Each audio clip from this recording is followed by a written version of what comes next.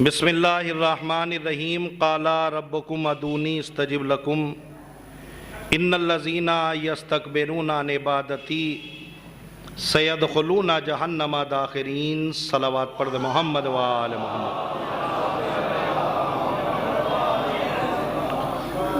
بزرگان عزیز، برادران ملت، ظاہر ہے یہ مجلس جو بسلسلہ ایصال ثواب بنام مجلس سویم برپا کی گئی ہے، عنوان کلام کے طور پر قرآن مجید کی جس گرامی آیت کو آپ کے سامنے پیش کیا گیا ہے، اس میں کائنات کا پروردگار ارشاد فرماتا ہے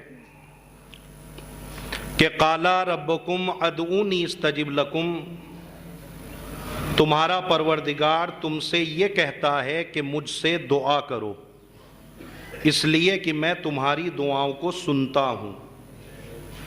ان الذین یستکبرون عن عبادتی، اور دیکھو جو بھی انسان اس عبادت سے منہ پھیرے گا، روگردانی کرے گا، دعا نہ مانگے گا، سیدخلون جہنم داخرین، ہم ان قریب ایسے لوگوں کو اوندھے منہ جہنم میں داخل کریں گے۔ یہ آیت کریمہ کا ترجمہ تھا جو میں نے آپ کی خدمت عالیہ کے حوالے کیا، اور ظاہر ہے کہ وقت بہت کم ہے، بات آپ تک پہنچانی ہے بہت کم وقت میں۔ میرے عزیزو، ظاہر ہے کہ ایک ایصال ثواب کی مجلس ہے، تو اس بات کو اس عنوان سے اور اس لحاظ سے ہم شروع کر سکتے ہیں کہ یہ اللہ کا رحم اور کرم ہے ہمارے اوپر کہ اس نے ہمارے اوپر جہاں بہت سارے رحم کیے، وہاں پر اس اللہ نے ایک رحم ہمارے اوپر یہ کیا کہ جتنی بھی ہماری ضرورتیں تھیں، ہماری ان ضرورتوں کو بھی اس نے عبادت بنا دیا۔ توجہ چاہ رہا ہوں، تمہید کا وقت نہیں ہے، جلدی سے بات پہنچا رہا ہوں۔ ضرورت ہماری تھی، ہماری ضرورت کو بھی اس اللہ نے عبادت بنا دیا۔ ضرورت ہماری تھی، دیکھنا چاہے گا انسان، آپ دیکھیے کہ ایصال ثواب کی مجلس ہے، جیسے ہی جس آدمی نے بھی اس دنیا میں، جس انسان نے بھی قدم رکھا ہے، اسے موت کا مزہ بہرحال چکھنا ہے۔ جو بھی انسان اس دنیا میں آیا ہے وہ ایک نہ ایک دن جائے گا، لیکن میرا سوال آپ سے یہ ہے کہ جب مرنے والا یا مرنے والی، جب ہمارا کوئی عزیز رشتہ دار اس دنیا سے چلا جاتا ہے، تو محبت یہ کہتی ہے کہ اسے، جس سے ہمارے اتنے رشتے تھے، محبت یہ کہتی ہے کہ اسے اپنے سے الگ نہ کیا جائے۔ جس سے ہماری محبتیں تھیں، اس سے الگ نہ کیا جائے، اور الگ بھی اتنا نہ کر دیا جائے کہ کل تک وہ گھر میں سوتا تھا، آج ہم نے اس کو قبرستان میں جا کے لٹا کے آ گئے۔ محبت یہ کہتی ہے کہ جتنی محبت زندگی میں تھی اتنی محبت مرنے کے بعد بھی ہونی چاہیے، اور محبت کا تقاضا یہ ہے کہ مرنے والے کو ہم اپنے سے جدا نہ کریں۔ لیکن اگر کوئی انسان محبت کے تقاضے کو مد نظر رکھتے ہوئے کوئی انسان مرنے والے کو اگر قبرستان کے حوالے نہ کرے، تو عقل انسانی یہ کہتی ہے کہ وہ جسم جو ابھی تک پوری زندگی ہمارے لیے فائدہ مند تھا، وہی جسم مرنے کے بعد ہمارے لیے نقصان دہ ثابت ہونے لگا۔ توجہ چاہ رہا ہوں، بہت آسانی سے آپ تک بات پہنچ جائے گی۔ یعنی جو جسم ہمارے لیے فائدہ مند ثابت ہو رہا تھا، وہ اب ہمارے لیے باعث اذیت بن گیا۔ یعنی جیسی انسان کے جسم سے روح نکلی، ویسے ہی انسان پریشان ہونے لگا۔ ہمارے لیے بھی پریشانی ہے، علاقے والوں کے لیے بھی پریشانی ہے، محلے والوں کے لیے بھی پریشانی ہے۔ تو چونکہ ہمارا جسم محلے والوں کے لیے پریشانی کا سبب بنا، تو آپ مجھے بتلائیے کہ مرنے والے کو قبرستان میں مٹی کے حوالے کرنا یہ آپ کی مجبوری تھی یا نہیں؟ توجہ چاہ رہا ہوں، میں بات یہاں تک لے آیا ہوں آپ کو. آپ بتلائیے کہ مرنے والے کو مٹی کے حوالے کرنا یہ آپ کی مجبوری تھی یا نہیں مجبوری تھی؟ ہر ایک انسان کہے گا مولانا صاحب ہمارا جو ہے مٹی کے حوالے کرنا مرے ہوئے انسان کو، کسی بھی مرحوم کو، یہ ہماری مجبوری ہے. تو آپ مجھے بتلائیے جب مجبوری ہماری تھی تو ظاہر ہے کہ اس پہ ثواب کی چیز کا ہے، لیکن پڑھیے رحم پروردگار، پڑھیے کرم پروردگار. جیسے انسان کے جسم سے روح نکلی، آواز پروردگار آتی ہے، اسے نہلاؤ، نہلانے کا اتنا ثواب، اسے کفناؤ، کفنانے کا اتنا ثواب، اس کی نماز جنازہ پڑھاؤ، نماز جنازہ پڑھانا ثواب، جنازے کے پیچھے چلو اتنا ثواب، مٹی کے حوالے کرو اتنا ثواب، مٹی ڈالو اتنا ثواب، تلقین پڑھاؤ اتنا ثواب. اے میرے پروردگار یہ کیا مرحلہ ہے؟ تو ہر ایک لمحے کو عبادت بنا رہا ہے. یہ تو ہماری مجبوری تھی. ہم یہ سمجھ رہے تھے کہ بند کوٹری میں تسبیح پکڑ کے اللہ اللہ کرنے کا نام عبادت ہے. آواز پروردگار آتی ہے. میں تمہیں یہی تو بتانا چاہتا ہوں، عبادت اس کو نہیں کہا جاتا کہ میری عبادت کی جائے، عبادت اس کو کہتے ہیں کہ دوسرے کی بھی مدد کی جائے. صلوات پڑھے محمد و آل محمد. اور آپ پڑھیے اب تاریخ کو، توجہ چاہ رہا ہوں، میں جلدی بات کو پہنچا رہا ہوں. آپ مجھے بتلائیے کہ نہلانا ثواب، کفنانا ثواب، ہر چیز میں ثواب ہے یہ نہیں؟ تو مجبوری تو آپ کی تھی. گھر تک لیتے جائیے گا یہ بات، مجبوری تو آپ کی تھی. اللہ نے اس مجبوری کو بھی عبادت بنا دیا. اے میرے پروردگار کر کیا رہا ہے؟ توجہ میری طرف دیکھیے. آواز پروردگار آتی ہے، سنو. اگر میں اس دنیا سے تمہارے جانے کے بعد ہر ایک عمل کو ثواب نہ بناتا تو بندہ میری عدالت میں روز محشر کھڑے ہو کے کہتا کہ اے میرے پروردگار، میرا دنیا میں نے جس نے بھی میرا ساتھ دیا، جس نے بھی میرے سے مدد مانگی یا میری مدد کی، میں نے اس کے بدلے میں کچھ نہ کچھ اس کو دیا ہے.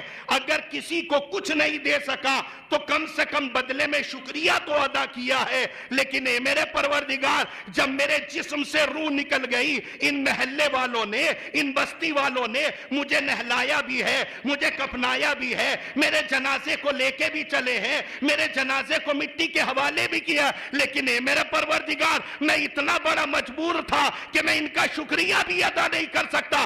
آواز پروردگار آتی ہے. جب بندہ بولنا شروع کر دیتا ہے تب رحم پروردگار کا آغاز ہوتا ہے.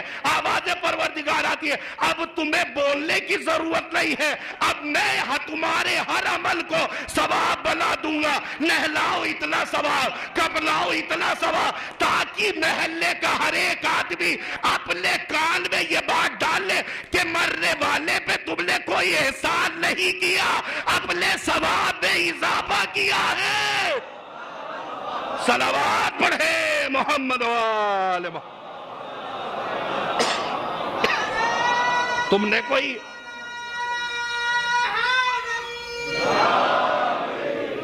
نے کوئی ثواب تھوڑی کیا ہے. اب جلدی سے تسلسل کی بات اور بات پہنچ جائے گی. اسی لیے آپ دیکھیں ضرورت ہماری تھی، مگر اللہ نے ہماری ضرورت کو بھی عبادت بنایا. اب پڑھیے اس جملے کو. تمہارا پروردگار تم سے یہ کہتا ہے کہ مجھ سے دعا کرو. حکم پروردگار ہے نا کہ دعا کرو. حکم پروردگار نے ہماری آبرو بچائی ہے، حکم دعا نے ہماری آبرو بچائی ہے.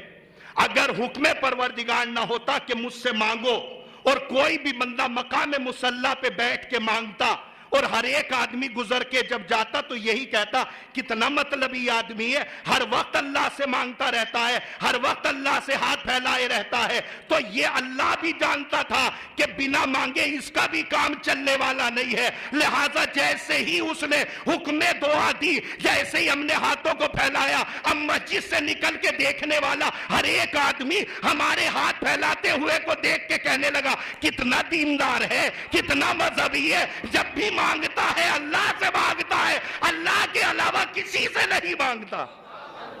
اب تھوڑا سا، اب ظاہر ہے کہ میں بات کو لے آیا ہوں، اب تھوڑا سا بیداری سے سنیے گا، تقریر انشاءاللہ آپ کو اگلے برس تک یاد رہ جائے گی۔ جملہ سنیے گا، میرے پروردگار ہم سے کہا گیا کہ مجھ سے مانگو، اس لیے کہ میں تمہاری دعاؤں کو سنتا ہوں۔ اس رخ سے عموماً ہوتی نہیں ہے بات، لیکن میں کرنے کی کوشش کرتا ہوں، اس لیے کہ میں امام جمعہ ہوں، مجھے اپنی ذمہ داریوں کا بھی احساس ہے۔ توجہ چاہ رہا ہوں، میرے پروردگار تو نے جو یہ کہا کہ مجھ سے مانگو، بہت آسان سی بات ہے، مجلسی لوگ ہیں، پڑھے لکھے افراد ہیں، لفظ اگر آپ تک پہنچ جائے تو آپ بھی بتا دیجئے گا کہ ہم تک بات پہنچ گئی۔ میرے پروردگار کیا تو نے کائنات میں ہمیں ہر چیز مانگنے پر ہی دی ہے؟ میں تھوڑا سا الگ لفظ پہ آ گیا ہوں۔ میرے پروردگار کیا تو نے ہر چیز ہمیں مانگنے پہ دی ہے؟ اگر نہ مانگیں گے نہ ملے گا۔ میرے پروردگار تجربہ اور مشاہدہ تو یہ کہتا ہے کہ جو چیز ہم نے تجھ سے مانگی نہیں تھی وہ بھی تو نے ہمیں دی۔ دیکھنا چاہے گا یہ مجمع کہ کون سی چیز اللہ نے ہمیں بنا مانگے دی؟ دور نہ جائیے، بات نہ پھیلائیے، وقت تمام ہو رہا ہے، خود آپ اپنے وجود کو لے لیجئے۔ میں توجہ چاہ رہا ہوں، اگر لوگوں کے ہاتھ اٹھ گئے تو میں سمجھوں گا کہ میری محنت سوارت ہو گئی۔ توجہ چاہ رہا ہوں، خود اپنا وجود، یعنی ہم، میں اور آپ، خود اپنا وجود، اس کے بارے میں سوچیں۔ آپ بتلائیے کیا آپ نے اپنا وجود اللہ سے مانگا تھا کہ ہمیں پیدا کر؟ ہم نے تو نہیں کہا تھا کہ ہمیں پیدا کر، ہم نے اپنا وجود نہیں مانگا تھا، ولو یہ کہ ہمارے وجود کو ہمارے والدین نے مانگا تھا، ہم نے نہیں مانگا تھا۔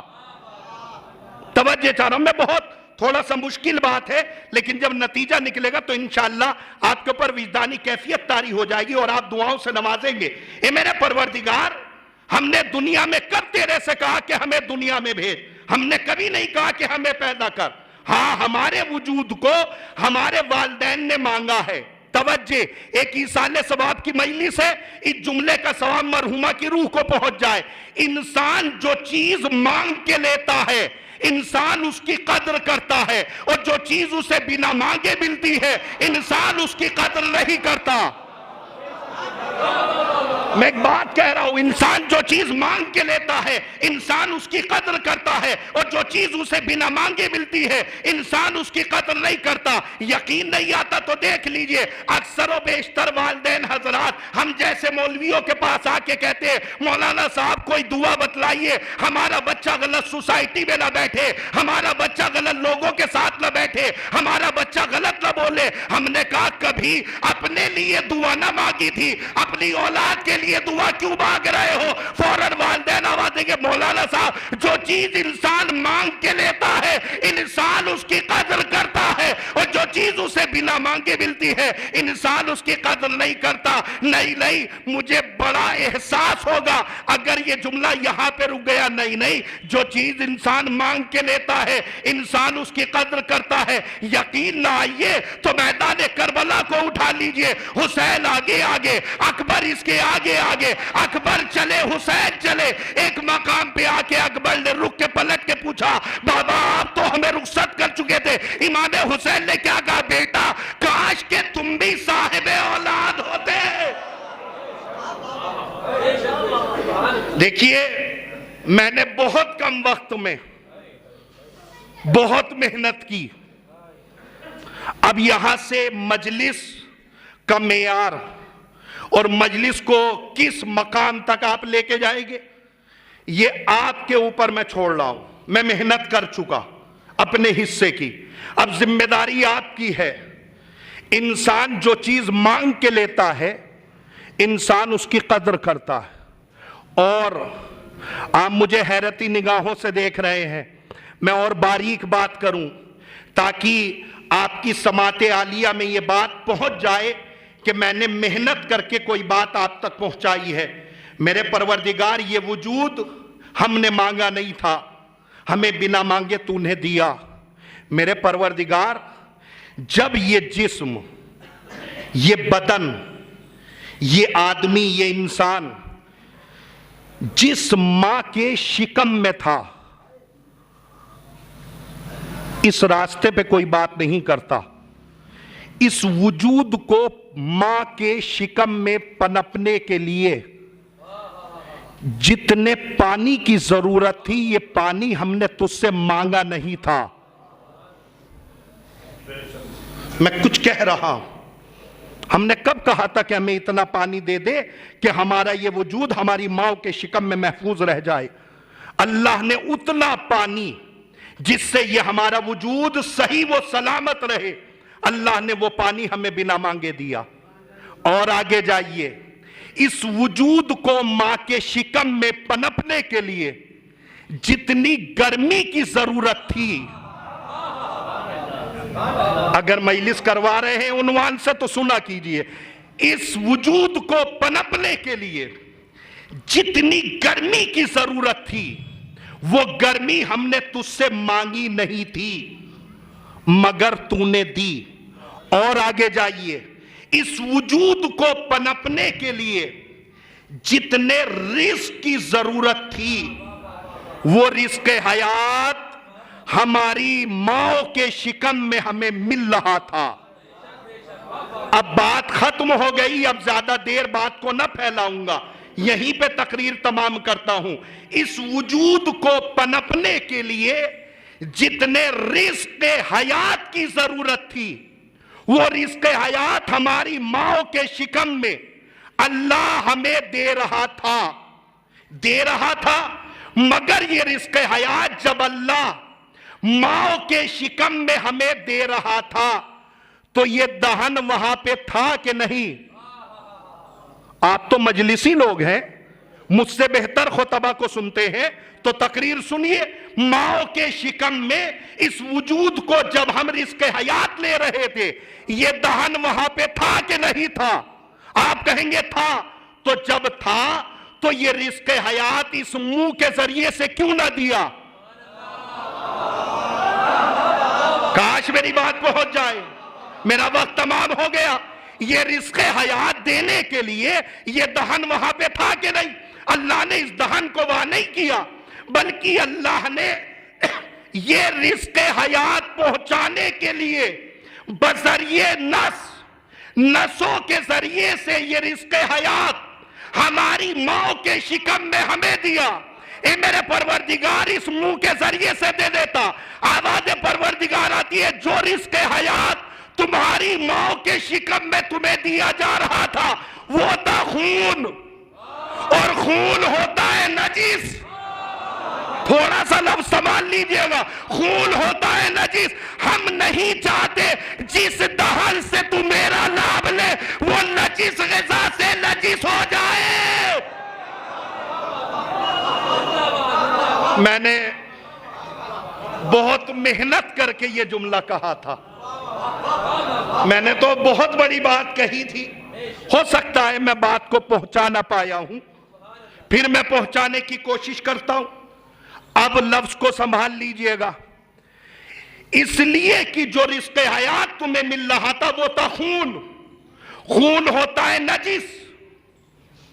ہم نہیں چاہتے کہ جس دہن سے تو میرا نام لے وہ دہن نجس غذاؤں سے نجس ہو جائے.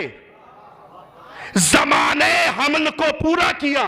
پڑھے لکھے افراد کی توجہ، ہم نے زمانے حمل کو پورا کیا، دنیا میں آ گئے، پیدائش ہو گئی، ولادت ہو گئی، آواز پروردگار آتی ہے ہم نے تمہارا رزق تمہاری ماں کے سینوں میں چھپا دیا۔ اب ہمیں وہ رزق حیات لینے کے لیے جب ہم اپنی ماں کے سینے کے قریب گئے، اب اللہ کو اس دہن کو استعمال کرنا تھا، اللہ نے اسی خون کو شکل بدل کے شیر مادر بنا دیا۔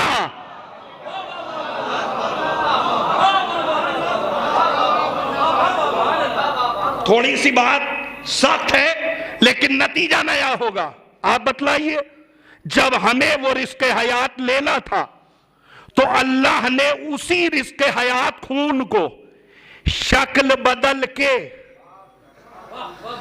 بھئی پڑھے لکھے افراد کی توجہ، اللہ نے اسی رزق حیات کو شکل بدل کے شیر مادر بنا دیا، اس لیے کہ اب غذا اس منہ کے ذریعے سے لینی ہے۔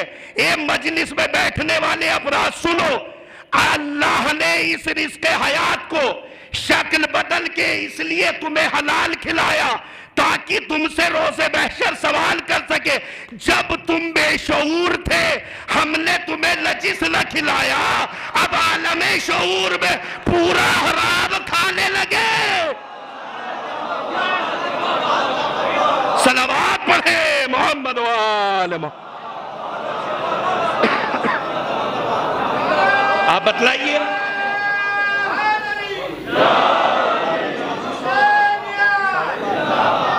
صلوات پڑھے محمد و آل محمد پر۔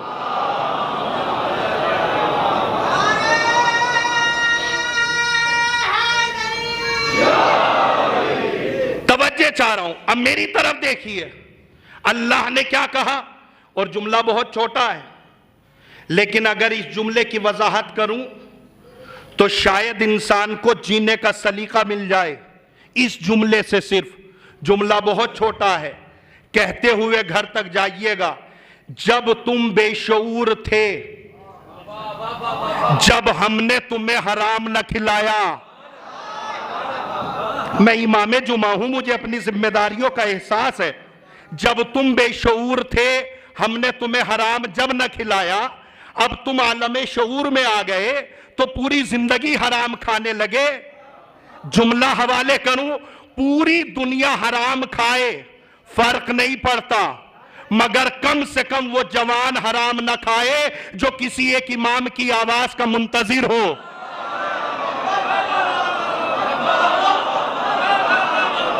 مجلس پڑھنا چھوڑ دیں گے اگر اس سے بڑا جملہ لا کے کوئی رکھ دے۔ خطابت کا جملہ نہیں ہے، سکہ رائج الوقت ہے، ہر دور میں چلے گا، کسی دور میں پڑھ لیجئے گا۔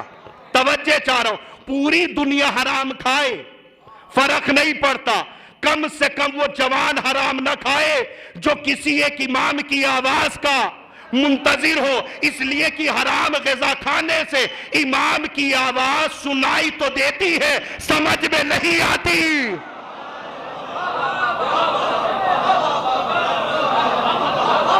آپ دیکھ لیجئے، حرام کھانے سے نہیں، مجھے جملے کی اجرت چاہیے۔ میں نے خطابت کی ذات پہ تھوڑی جملہ کہا ہے، تاریخی لفظ آپ کے سامنے پیش کر رہا ہوں۔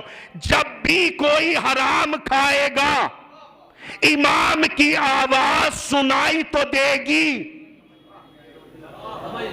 سنائی تو دے گی، سمجھ میں نہیں آئے گی۔ اب زیادہ نہ ٹٹولیے، بس جملوں پہ داد دے دیجئے گا۔ حرام کھانے سے امام کی آواز سنائی تو دے گی، سمجھ میں نہیں آئے گی۔ معاشرے میں دیکھ لیجئے گا یہ کہتے ہوئے ہمیں یہ عالم سمجھ میں نہیں آتا، ہمیں یہ مجتہد سمجھ میں نہیں آتا، ہمیں یہ امامے والے سمجھ میں نہیں آتے۔ ارے یہ تو تاریخ نے بیان کیا، حرام کھاؤ گے امام کی آواز سمجھ میں نہیں۔ صلوات پڑھ دیں محمد و آل محمد پر۔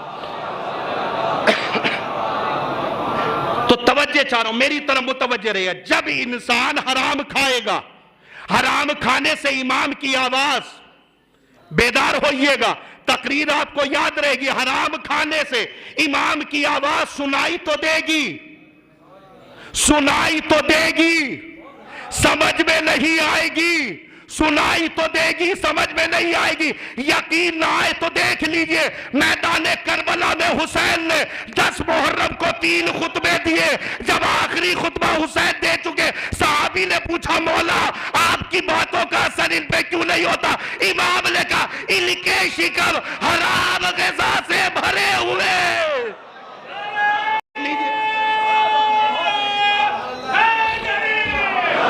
اور اس جملے کو وہاں تک لے جائیے گا۔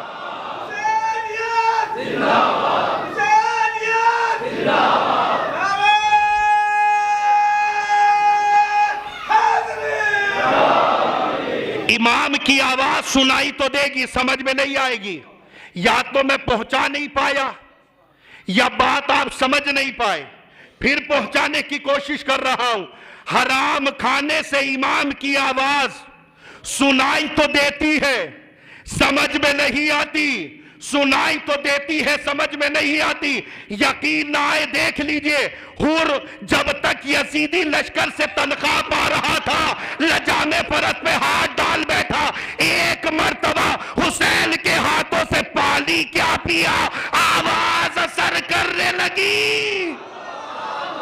صلوات پڑھے محمد وآلہ۔ اب بہت آسانی سے یہیں سے میں لفظ کو بدل رہا ہوں اور یہیں سے بات انشاءاللہ اپنے بیان تک سمٹ جائے گی، اور یہ جملہ مجھے پڑھنے میں کوئی پریشانی بھی نہیں ہے، لیکن پریشانی وہاں ہوتی ہے جہاں مطالعے میں کمی ہوتی ہے۔ الحمدللہ زبان میں لکنت نہیں ہے، لقلقاہٹ نہیں ہے، پوری ذمہ داری سے کہہ رہا ہوں اور اپنی ذمہ داری کو پورا کر رہا ہوں۔ اس دور میں بہت مشکل ہے یہ بات پڑھنا جو میں پڑھ رہا ہوں۔ سماج اور معاشرے میں اتنے غلط کرنے والے لوگ نہیں ہیں جتنے غلط کام کرنے والوں کی تائید کرنے والے لوگ ہیں۔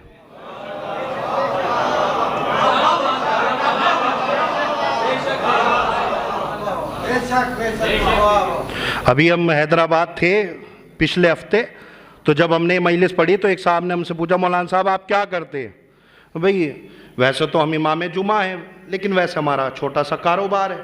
تو کہنے لگے پھر آپ ہی کو حق ہے کہ آپ اتنی بڑی بات پڑھ سکتے ہیں، اس لیے کہ منبر سے آج کے دور میں مشکل کام ہے کسی کو حقیقی آئینہ دکھانا۔ کسی کو اپنے نعروں کی فکر ہے، کسی کو اپنے پیسوں کی فکر ہے، کسی کو اپنے تعلقات کی فکر ہے۔ الحمدللہ یہاں کچھ نہیں ہے۔ توجہ چاہ رہا ہوں، میں جملہ پہنچانا چاہتا ہوں، اور اس جملے کو ظاہر ہے کہ کبھی اگر وقت ملا اور آئے ہم تفصیلات عرض کرنے تو انشاءاللہ اس کے اوپر خمسہ ہم پڑھ چکے ہیں بھوپال میں۔ بس بہت جلدی سے ایک جملہ کہہ کے میں مصائب پڑھتا ہوں کہ قوم میں لوگ اتنے غلط ہیں نہیں جتنے غلط کی تائید کرنے والے لوگ ہیں۔ لفظ بدل کے کہوں آپ کی زبان میں تاکہ سمجھ جائیں، قوم میں لوگ اتنا حرام کھاتے نہیں ہیں جتنا حرام کھانے والوں کی تائید کے لوگ ہیں۔ چھوڑیے ساری بات، آپ کہاں تک جا رہے ہیں؟ چلیے میں کڑوا سچ اپنے اس مجمع کی سماعت کی عدالت کے حوالے کر رہا ہوں، ایک بہت بڑا سچ۔ اگر یہ بات پہنچ جائے تو مجھے دعاؤں سے نواز دیجیے گا، اس جملے سے بات آگے نہ بڑھے گی۔ کسی بھی سماج میں دیکھیے میرا تجربہ ہے، ہو سکتا ہے یہ اگر ہو سکتا ہے تجربہ غلط ہو، لیکن اگر تجربہ کسی کا غلط ہو تو اس کی اصلاح ایسے کریے گا جیسے امام حسنین نے اس بوڑھے آدمی کی تھی۔ ایک ایک لفظ میں مجلس ہے، توجہ چاہ رہا ہوں، ایسے کریے گا اصلاح۔ اگر میری کوئی بات لائق اصلاح ہے تو ایسی اصلاح کریے گا جیسے امام حسنین نے اس بوڑھے آدمی کی تھی۔ اصلاح چائے کی دکانوں پہ نہیں ہوتی، چوراہوں پہ اصلاح نہیں ہوتی، توجہ چاہ رہا ہوں۔ لہٰذا اگر اصلاح کے لائق ہو تو میری اصلاح کریے گا، اور اگر بات حقیقت پر مبنی پہنچا رہا ہوں تو دعاؤں سے نواز دیجیے گا۔ کسی بھی قوم میں سماج، معاشرہ، سوسائٹی، کلچر، ماحول، گاؤں، محلہ، شہر، ملک کچھ بھی آپ کہہ لیجیے اپنی زبان میں، کسی بھی سماج میں 7% سے لے کے 10% تک لوگ کھل کے صحیح ہوتے ہیں. 7 سے لے کے 10% تک بس لوگ کھل کے صحیح ہوتے ہیں. کسی بھی جگہ پہ آپ چلے جائیے، کسی بھی گاؤں میں چلے جائیے، 7 سے 10%، کہیں 7 کہیں 8 کہیں 9. اسی لیے میں نے 7 سے 10. آپ 7 کو بھول جائیں گے، 10 یاد رکھیے. کسی بھی سماج میں 10% سے لوگ صحیح نہیں ہوتے. کسی بھی قوم میں 10% سے لوگ زیادہ غلط نہیں ہوتے. میں نے بہت بڑی بات کہی ہے اور آسان کروں، کسی بھی سماج میں 10% لوگ کھل کے صحیح ہوتے ہیں. کیسے لوگ؟ ایسے لوگ جب بھی کریں گے صحیح کریں گے، جب بھی کریں گے صحیح کریں گے، جب بھی بولیں گے سچ بولیں گے. ایسے ہوتے ہیں سماج میں 10%. 10% ہوتے ہیں قوم میں غلط، جب بھی کریں گے غلط کریں گے. جہاں بیٹھیں گے لڑائی کی بات، جہاں بیٹھیں گے جھگڑے کی بات، جہاں بیٹھیں گے فتنے کی بات. ایسے لوگوں کو تو دیکھ کے مجھے کہنا پڑتا ہے کہ ایسے لوگوں کو تو اللہ نے شاید پیدا ہی کیا ہے جھگڑا کرانے کے لیے. جی، جہاں بیٹھیں گے لڑائی، جہاں بیٹھیں گے جھگڑا، جہاں بیٹھیں گے فتنہ. تو سماج میں سمجھ میں آ گیا، 10% لوگ کھل کے صحیح، 10% لوگ کھل کے غلط. مجلس تو پہنچ گئی آپ تک. 10% لوگ کھل کے صحیح، 10% لوگ کھل کے غلط. 100 میں سے 10 نکالیے، کتنے بچے؟ 80. سماج میں یہ کون ہے؟ سماج میں یہ کون ہے؟ 80%. 10 تو کھل کے صحیح ہے، 10 کھل کے غلط ہے. یہ 80 کون ہے؟ سماج انہیں کہتا ہے یہ ہے بیچارے. تقریر پہنچ گئی آپ تک. سماج انہیں کہتا ہے یہ ہے بیچارے. بیچارے مطلب کہا یہ اتنے بڑے بیچارے، ان کے سامنے صحیح ہو جائے تو بھی غلط، صحیح ہو جائے تو بھی غلط. نہ یہ صحیح کا ساتھ دیتے ہیں، نہ یہ غلط کے سامنے کھڑے ہوتے ہیں. جی، یہ کڑوا سچ ہے، سننا پڑے گا. میں امام جمعہ ہوں. الحق مر ولکنہ نافع. حق کڑوا ہوتا ہے لیکن فائدہ مند ہوتا ہے. یہ ہے کھل کے صحیح، یہ ہے کھل کے غلط. ہم جیسے ہی مجلس پڑھنے کے لیے آئے، مولانا صاحب فلاں پہ پڑھیے گا، مولانا صاحب فلاں پہ پڑھیے گا. ارے فلاں پہ جو پڑھوا رہے ہو یہ تو سماج میں 10% ہے. اگر علاج 80 کا ہو جائے یہ بھی صحیح ہو جائے گے. وہ تو صحیح ہے ہی نہیں. میں نے جملہ بہت بڑا کہا ہے، مجھے جملے کی اجرت چاہیے. سماج انہیں کہتا ہے یہ ہیں بیچارے. بیچارے کچھ اور بھی کہتا ہوگا سماج انہیں. کہا ہاں، سماج اگر انہیں اور زیادہ آگے بڑھاتا ہے تو کہتا ہے یہ بیچارے مومن ہیں. آئیں گے کبھی پڑھیں گے مجلس مومن کسے کہتے ہیں. یہ بیچارے اور مومن، مومن بیچارہ کب سے ہو گیا بھائی؟ مومن بیچارہ کب سے ہو گیا؟ خطابت کرنا چھوڑ دیں گے. مومن بیچارہ کب سے ہو گیا؟ مومن کو تم نے بیچارہ کہہ دیا. ان کے سامنے صحیح ہو جائے ٹھیک ہے، غلط ہو جائے تو بولیں گے نہیں. یہ بیچارے، بیچارہ مومن نہیں ہوتا. امام صادق فرماتے ان المومن اشد من صبر الحدید. مومن لوہے سے زیادہ مضبوط شے کلام ہے. یہ بیچارے مومن ہیں.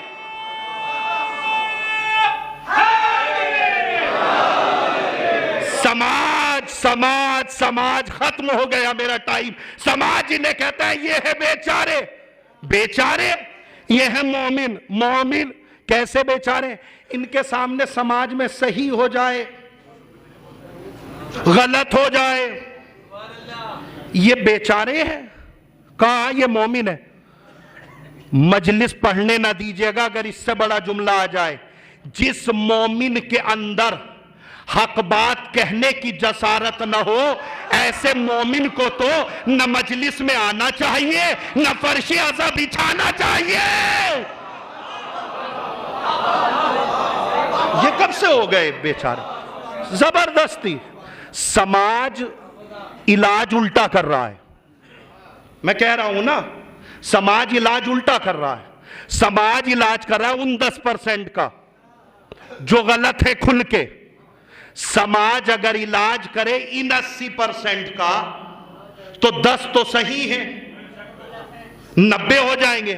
90 مل کے 10 کو صحیح کرنا کوئی بڑی بات نہیں ہے۔ ہو رہا ہے الٹا۔ نہیں، اگر میں بات بنا دلیل کے نہ پڑھوں تو خطابت کرنے سے کیا فائدہ؟ نتیجہ کیا ہوتا ہے؟ جب علاج ان 10 غلط کا ہوتا ہے نا، تو یہ 10% جو غلط ہیں یہ اپنے جھوٹ کی بیساکھیوں کو کس کے 80 بیچاروں کو اپنے ساتھ ملا کر اپنے پرسنٹیج 90 کر لیتے ہیں، اور وہ جو 10 صحیح ہیں ان کو غلط کہہ دیتے ہیں۔ بہت بڑی بات ہے، سوچئے گا۔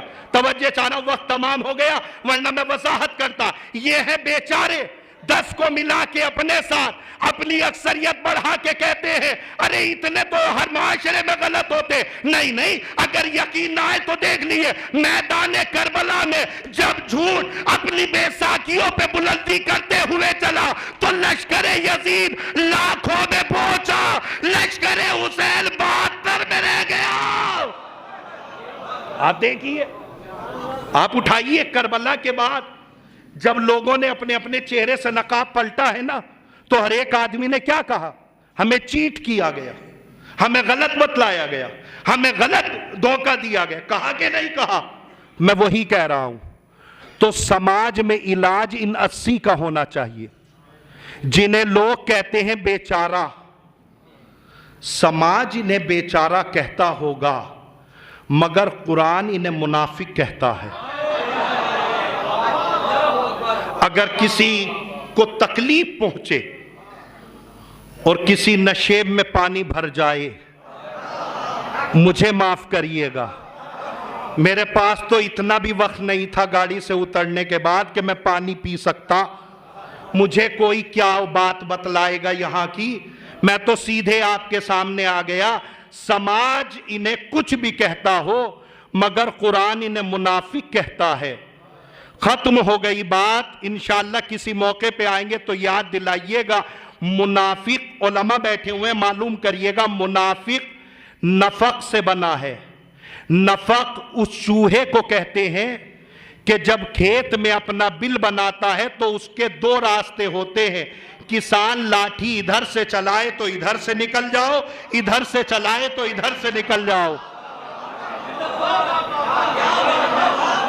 سوچئے گا بات، ختم ہو گئی بات آپ تک پہنچ گئی ہے تو سوچئے گا۔ میں نے مکمل طریقے سے لغت آپ کو دکھلائی ہے۔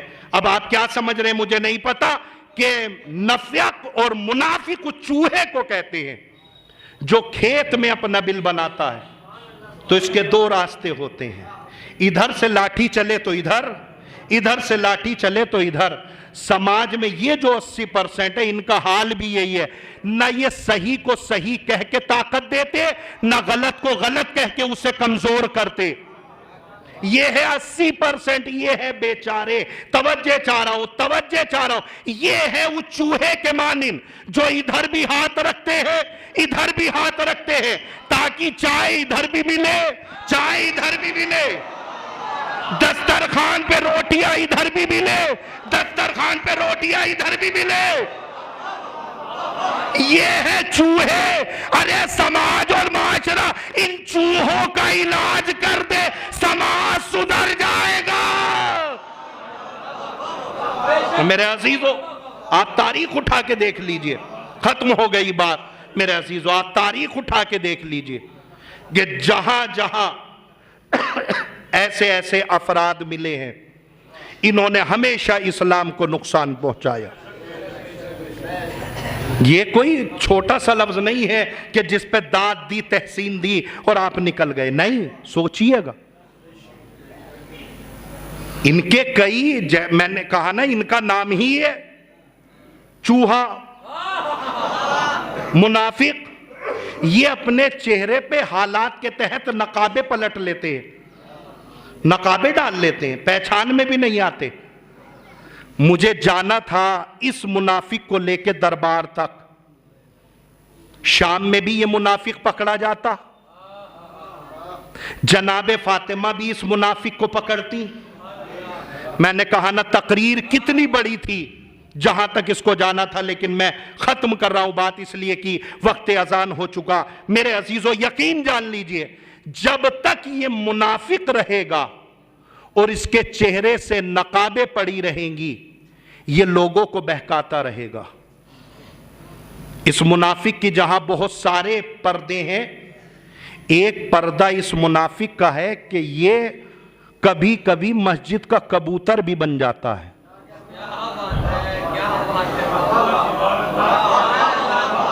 جی، ہر ایک آدمی دہائی دے رہا تھا جتنی دیر میں ہم مولانا صاحب بس جلدی آ جائے، نماز کا ٹائم نکل جائے گا، نماز ہو جائے گی، ہو جائے۔ اچھا، بہت اچھی بات ہے، ماشاءاللہ سماج میں زندہ لوگ اور دیندار لوگ، مذہبی لوگ ہونے چاہیے، یہی ہمارا مقصد ہے۔ مگر ان سماج میں ان لوگوں کے ایک چہرے کا نام، ایک نقاب کا نام ہے مسجد کے کبوتر۔ میں بقیہ نقابوں پہ کبھی بات کروں گا جب آؤں گا، دربار دکھلاؤں گا، کربلا دکھلاؤں گا، وہاں چھوڑیے، بس ایک لفظ میں ختم کرتا ہوں بات۔ ان کے ایک نقاب کا نام ہے مسجد کا کبوتر۔ خطیب اکبر کا جملہ، اللہ مرحوم کو کروٹ کروٹ جنت نصیب کرے، مرحوم کہتے تھے ان مسجد کے کبوتروں سے بچ کے رہیے گا۔ جملہ خطیب اکبر کا ہے، ترجمہ حقیر کر رہا ہے۔ کون ہے یہ مسجد کے کبوتر؟ میں بات کو کاٹ کے پڑھ رہا ہوں، نہیں بات بہت آگے چلی جائے گی۔ کون ہے یہ مسجد کے کبوتر؟ ان کی علامت یہ ہے، وقت اذان بعد میں ہوتا ہے، یہ پہلے مسجد پہنچ جاتے ہیں، تسبیح سجدگار رکھ کے اپنی جگہ چھینک لیتے ہیں۔ اگر کوئی آدمی ان کی جگہ آ کے بیٹھ جائے تو یہ صاحب مصافحہ نہیں کرتے۔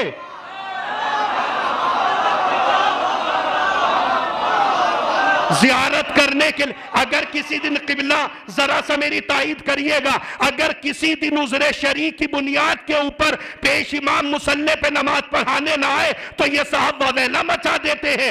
ایسا پیش امام آیا ہے کہ روزانہ مجلس کے لیے نکلتا رہتا ہے بڑے دیندار، ہے بڑے مذہبی، زیارتوں پہ گئے ہیں کربلائی لکھنے لگے، حج کر کے آئے حاجی لکھنے لگے۔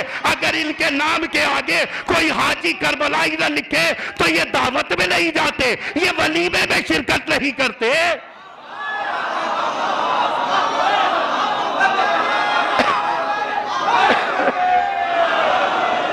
یہ ہے بتوجہ چاروں، یہ ہے مسجد کے کبوتر۔ ہم نے کہا ذرا ان کو اور بھی پڑھے، کہا نمازی ایک نمبر کے ہیں، روزے دار ایک نمبر کے، حج کر کے آئے ہیں، کبھی کھڑے ہو کے عید تہوار نہ پھوپھی کو سلام، نہ ماموں کو سلام، نہ خالو کو سلام، نہ چچا کو سلام، نہ خاندان والوں سے پرسان حال،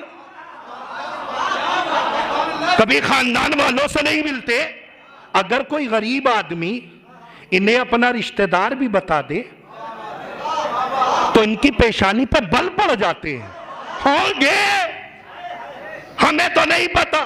نمازی ایک نمبر کے ہے، یہ میں مسجد کا کبوتر دکھلا رہا ہوں، یہ ہے نمازی ایک نمبر کے۔ نماز ایک نہیں چھوٹتی، روزہ ایک نہیں چھوٹتا، لیکن کبھی رشتہ داروں کو سلام نہیں کرتے، نہ پھوپھی کو سلام، نہ خالو کو سلام، نہ اماں کو سلام، نہ ابا کو سلام۔ یہ ہے مسجد کے کبوتر۔ ہم نے کہا یہ مسجد کے کبوتر ہے تو ذرا ان کے قریب بھی تو جا کے دیکھے۔ ہم جو قریب گئے، ہم نے ان کے گریبان میں منہ ڈال کے دیکھا تو سمجھ میں آیا نمازی تو ایک نمبر کے ہیں مگر اماں سے بول چال نہیں ہے۔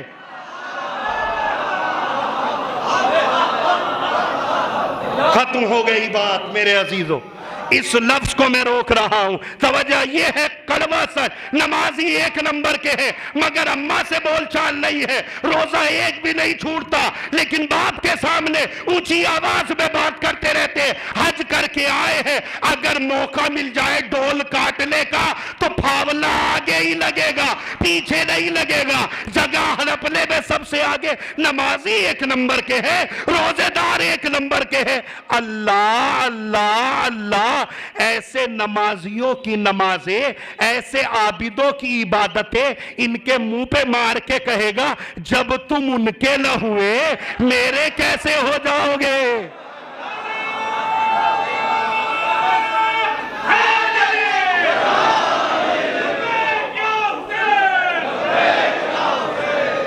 میرے عزیزو، جب تم، ختم کر رہا ہوں بات ورنہ مجھے مصائب پڑھنے کا بھی وقت نہ رہ جائے گا، جب تم ان کے نہ ہوئے، میں روک رہا ہوں، تفصیلات ہیں اس کے ذیل میں انشاءاللہ کبھی اور. جب تم ان کے نہ ہوئے جن کے ہونا چاہیے تھا، جب تم اپنے ماں باپ کے نہ ہوئے، جب تم اپنے پھوپھی پھوپا کے نہ ہوئے، جب تم اپنے خالو خالہ کے نہ ہوئے، تم اپنی بہنوں کے نہ ہوئے، بھائیوں کے نہ ہوئے، جب تم اپنے خونیوں کے نہ ہوئے میرے کیسے ہو جاؤ گے. بس میرے عزیزو، مجھے مصائب پڑھنے کے لیے بھی وقت چاہیے، چونکہ میرے سے جب وعدہ ہوا تھا تو مولانا عروس صاحب کے ذریعے سے یہ وعدہ ہوا تو عروس صاحب نے وعدے کی نوعیت میں مجھ سے کہا تھا کہ مرحومہ کے جو اعزاء و اقارب ہیں وہ تھوڑا سا گریہ کرنا چاہتے ہیں، اس لیے آپ کا نام ہم لوگوں نے منتخب کیا. میں مرحومہ کے اعزاء اقارب سے معذرت خواہ ہوں کہ میں شاید کھل کے مصائب نہ پڑھ سکوں، لیکن بہت جلدی بات کو پہنچاتا ہوں. میرے عزیزو، مرحومہ کا سویم کا دن، رشتہ دار آ گئے، خاندان والے آ گئے، سارے چاہنے والے آ گئے.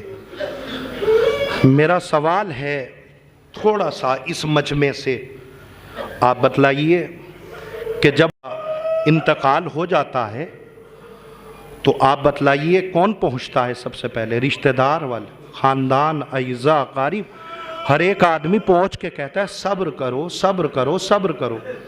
یہ طریقہ تعزیت کس نے سکھایا؟ یہی تو رونا ہے. یہ طریقہ تعزیت کس نے سکھایا؟ کس نے بتایا آپ کو کہ اگر کسی کے یہاں سے جنازہ اٹھ جائے تو 3 دن تک اس کے گھر میں چولہا نہ جلے، 3 دن تک کھانا محلے والے، پڑوس والے، رشتہ دار والے بھیجیں گے تاکہ جس کا مرا ہے وہ 3 دن تک کھل کے رو لے.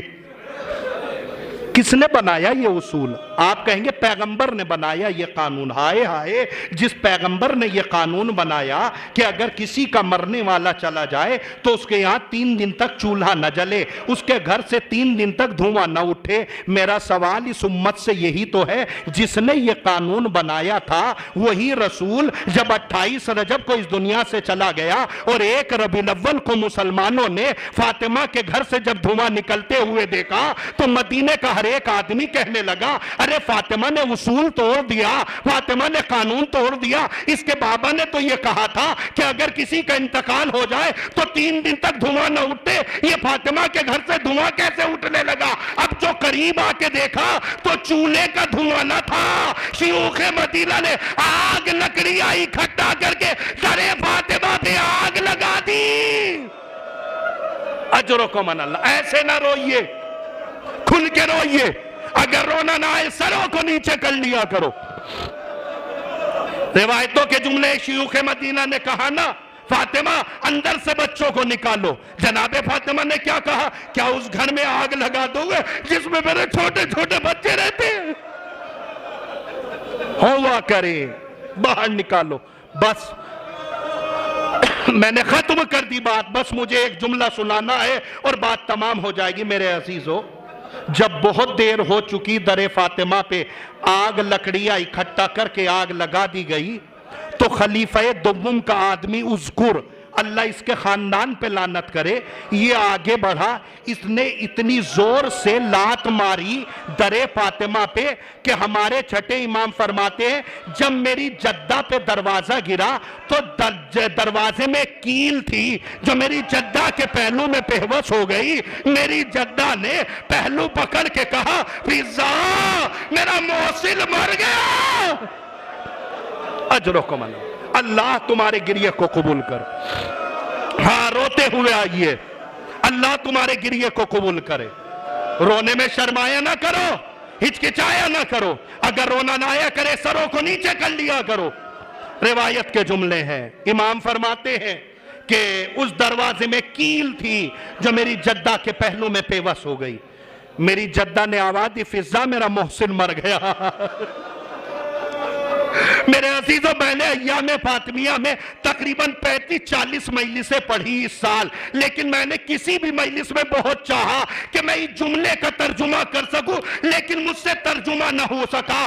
جب فاطمہ پہ دروازہ گرا، فاطمہ نے یہ نہیں کہا فضا میرا محسن مر گیا، فضا میرا محسن شہید ہو گیا، فضا میرا محسن قتل کر دیا گیا۔ جناب فاطمہ نے فضا ان لوگوں نے میرے محسن کو مارا ہے، فضا ان لوگوں نے میرے محسن کو مارا ہے، فضا انہوں نے میرے محسن کی جان لے لی ہے، فضا انہوں نے میرے محسن کو قتل کیا۔ ختم ہو گئی بات۔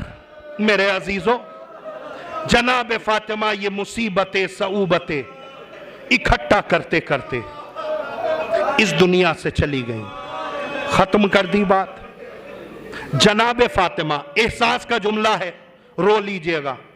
جناب فاطمہ کی شہادت بروایت 75 دن 13 جمادی الاول، بروایت 95 دن 3 جمادی الثانیہ، یہی دو روایت ہیں۔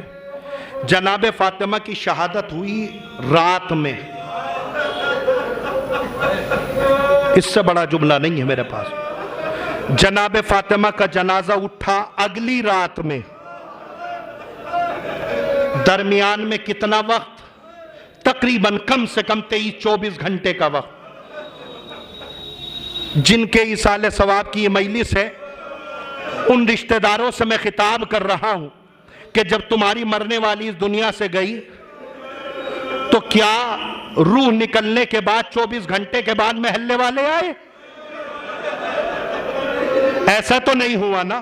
ادھر انسان کے جسم سے روح نکلی، ادھر محلے والے پہنچ گئے، پڑوس والے پہنچ گئے، خاندان والے پہنچ گئے، رشتہ دار پہنچ گئے۔ میرے عزیزوں جب کسی پہ بہت زیادہ مصیبت ہوتی ہے تو انسان کھل کے رونا چاہتا ہے، یہ میں نے اس دنیا میں دیکھا ہے۔ جب انسان کسی کو دیکھتا ہے اپنے جیسے آدمی کو تو اس سے کھل کے روتا ہے۔ مجھے علی کی غربت پہ ترس آتا ہے۔ امیر کائنات کہتے ہیں جب میری فاطمہ اس دنیا سے چلی گئی تو علی رونا چاہتا تھا، مگر علی کس سے مل کے روئے؟ علی 24 گھنٹے ہو گئے، کوئی بھی علی کے دروازے پہ یہ کہنے کے لیے نہیں آیا اے علی پرسا لے لو، کوئی نہیں آیا۔ اب علی امیر کائنات اگر رونا بھی چاہے تو کیسے روئے؟ آپ بتلائیے۔ امیر کائنات کی غربت کو دیکھیے، علی رونا بھی چاہے تو کیسے روئے؟ بچوں کو سنبھالے، بیٹیوں کو سنبھالے، علی اپنے غموں کو اکٹھا کیے ہوئے۔ جب بہت زیادہ دیر ہو گئی امیر کائنات نے کہا اے بیٹا حسنین جاؤ ذرا جلدی سے سلمان کو بلا کے لے آؤ، اے حسنین جاؤ سلمان کو بلا کے لے آؤ۔ امام حسنین دوڑ کے گئے، دیکھا کیا ہے؟ جناب سلمان قرآن مجید کی تلاوت کر رہے ہیں۔ جناب امام حسنین نے اپنے سر سے امامے کو پھینک کے ایک جملہ کہا یا امتا ہو یا اماں، اے چچا ہماری ماں مر گئی۔ بس ختم کر دی بات، ہماری ماں مر گئی۔ جناب سلمان نے جلدی سے قرآن کو بند کیا۔ جناب سلمان دوڑے، اگر یہ میں پہنچا لے گیا مجمع تک تو بہت دیر تک روئیں گے۔ ادھر جیسے ہی جناب سلمان نے گھر چھوڑا، جناب سلمان روتے ہوئے جا رہے تھے، ارے علی کا گھر سونا ہو گیا۔ علی جس سے اپنا راز بیان کرتے تھے وہ رازدار چلا گیا۔ جیسے ہی امیر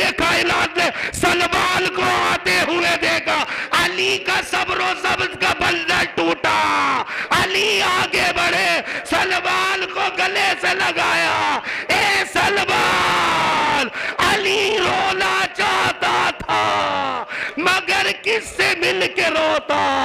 اے سلمان علی تو مجھ سے مل کے رو رہا ہے۔ اے سلمان میں نے تمہیں اس لیے بلایا کہ تمہیں وہ دن تو یاد ہوگا جب فاطمہ رخصت ہو کر، جب فاطمہ دلہن بن کر ڈولی میں بیٹھ کر محمد کے گھر سے چلی تھی۔ اے سلمان فاطمہ جس ڈولی پہ تھی اس ڈولے کے لاکے کی بہار سلمان تم نے پکڑ رکھی تھی۔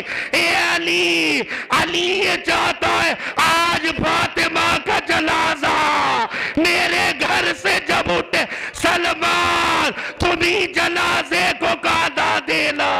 جنازہ اٹھا، جنت البقیع پہنچا، منتخب قبر پہ پہنچا، 2 ہاتھ برآمد ہوئے۔ اے علی لاؤ میری امانت کو حوالے کر دو، میں نے مقتل میں پڑا ہے۔ جیسے ہی 2 ہاتھ برآمد ہوئے، علی نے اپنے دونوں ہاتھ اپنی کمر پہ رکھے، زمین پہ بیٹھ گئے۔ اے کائنات کے رسول، علی بڑا شرمندہ ہے، یہ فاطمہ مجھے آپ نے بطور امانت دی تھی، امانت کا اصول ہے جیسی دو ویسی لو۔ اے رسول علی شرمندہ ہے، جب یہ امانت مجھے ملے تھی پسلیاں ٹوٹی نہ تھی، ہاں شکستہ نہ تھا، لیکن ہائے علی کی غربت، پسلیاں بھی ٹوٹی ہے۔